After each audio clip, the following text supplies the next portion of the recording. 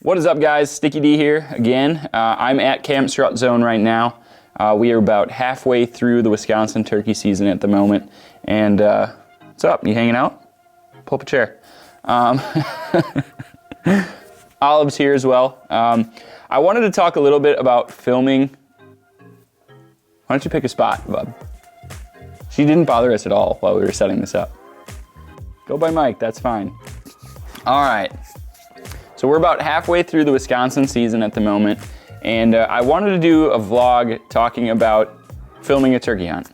Honestly, filming turkey hunting is probably right up there with whitetails for me, just because of how action-packed it is, how much action you can get in a day, and running and gunning a bird through the flats here is probably my favorite thing to do year-round. I absolutely love it. It's so fun to chase these guys around and try and get it on camera.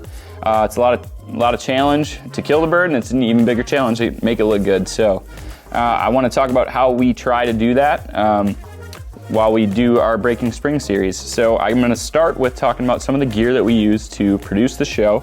I was filming with an A7S II. That was my favorite camera of all time till I picked up the A7 III. Now I have sold my A7S II and run two A7 IIIs. And there's a few reasons why I did that. I love taking photos, so the photo quality of the A7 III is a lot better than the A7S II. I can run autofocus a lot better on it, that sort of thing.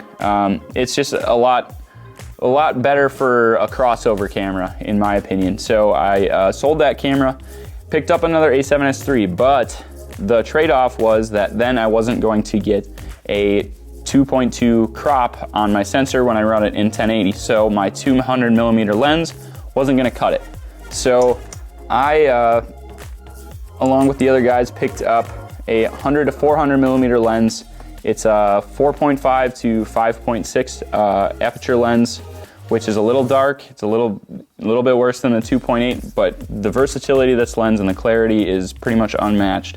So for chasing turkeys, it's a great lens to use. I absolutely love running this setup right now. I've been doing it for 3 weeks now, and I have zero complaints at all. And I always run wireless on the main camera so that I'm getting the hunter's perspective, him communicating with the cameraman, talking about the bird, where it's at, and I don't have to worry about the shotgun audio at all. So I'm just monitoring the hunter's audio and getting that communication. Now, there is some trade-offs with that, just because you aren't going to be able to hear as much of that ambient sound, picking up gobbles a long way off. It's a little bit tougher with just running a wireless mic, but in my opinion, it's a lot cleaner. So that's the reason that I do it that way. Running it on a tripod like this, I don't like using a monopod because it's not steady. Even running this 400mm lens on a tripod, when you're focusing, you can see a little bit of shake. You're moving it around. It's not as steady as you want it to be. So doing that on a monopod, even tougher. And that goes for using it with a 70 to 200 lens as well. I just think that a tripod is steady. That way, when the bird comes in and you're ready to shoot, or the hunter's ready to shoot, you can take your hands off of the camera for a second.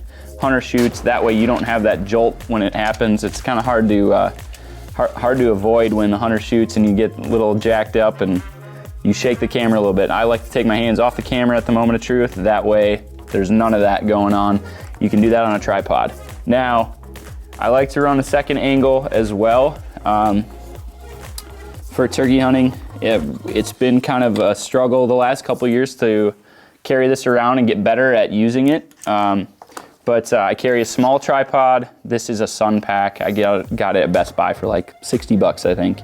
And it's just nice for running and gunning. It fits really easily with my Peak Design clip. So this clips on my pack. I can run around with that, get all the B-roll, going in, shotgun audio of, interviews, that sort of thing. But then I can just throw this on here for a setup. It levels super easy, and I can put this right in a hunter's face or right next to their face, throw it on wide. This is a 16 to 35mm lens. Awesome B-roll lens. It's been treating me really well. Takes awesome photos as well. And then I run a shotgun mic on there to pick up some of that ambient noise that I'm missing with the wireless mic. All right, hold on, bush light brake. So that allows me to get some of that ambient noise, picking up gobbles. You know, you can pick up a gobble a long way off if it's not a windy day with this mic right here.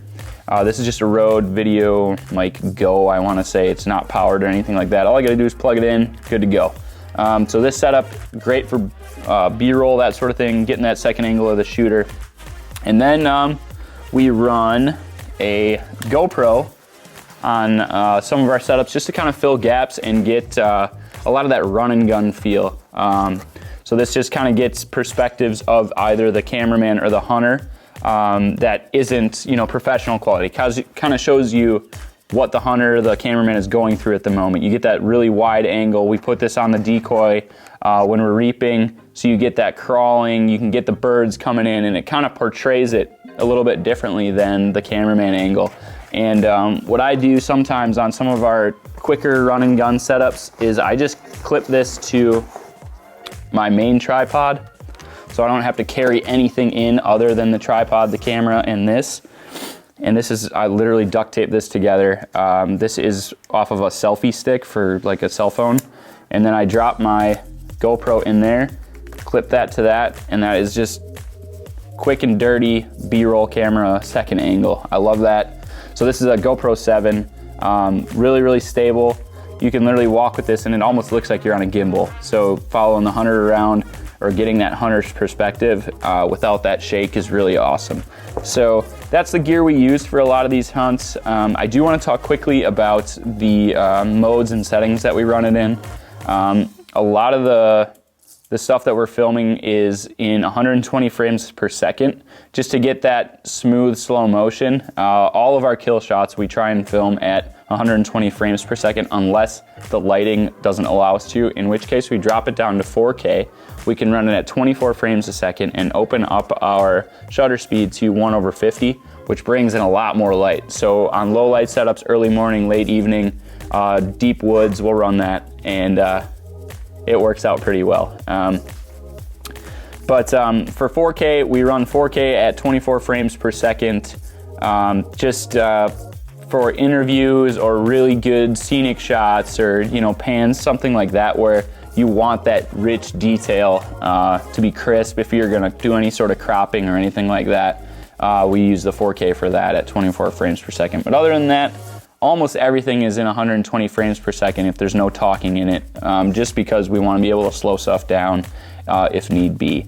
And other than that, our settings are, you know, we run some different profile pictures or picture profiles in our cameras. We can talk about that in another video. I don't want to get too deep on this one, but those are the quick and dirty settings we run with the cameras and all the gear that we use to film these turkey hunts. So if you guys have any questions, drop them below.